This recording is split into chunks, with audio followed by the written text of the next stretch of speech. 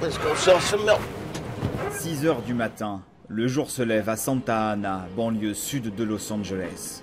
Comme tous les jours, Jimmy commence sa tournée, le cœur léger. Under the sun.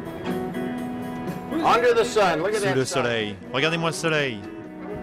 Jimmy est un milkman, un livreur de lait qui possède sa propre entreprise. 17 salariés et 12 camionnettes.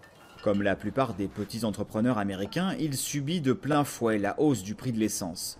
Mais résiste pour l'instant. Il ne veut pas la répercuter sur son litre de lait. I can't just. Je ne peux pas commencer à faire payer les gens autant que je le voudrais. Ce sont eux qui me font vivre depuis des années. Je ne vais pas profiter d'eux. 441.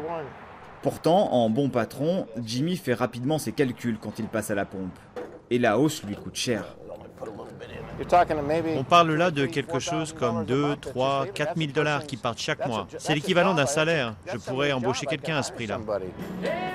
En raison de taxes plus élevées, la Californie est l'un des États les plus touchés par l'augmentation du prix de l'essence. Ici, le litre revient en moyenne à 86 centimes d'euros. C'est peu comparé à l'Europe, mais très élevé pour les États-Unis. Les analystes tablent même sur de nouvelles hausses d'ici au printemps. Une flambée qui rappelle les prix records de 2008, au plus fort de la crise économique.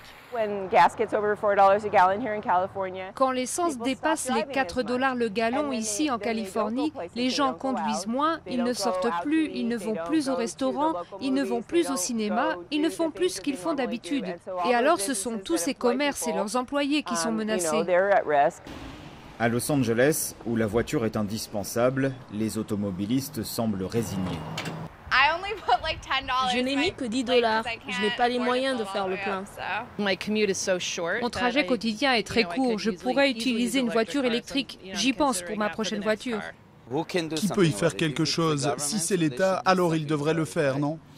À quelques mois de la présidentielle, la question du prix de l'essence s'est même invitée dans la campagne. Les républicains surfant sur la hausse pour critiquer le bilan de Barack Obama.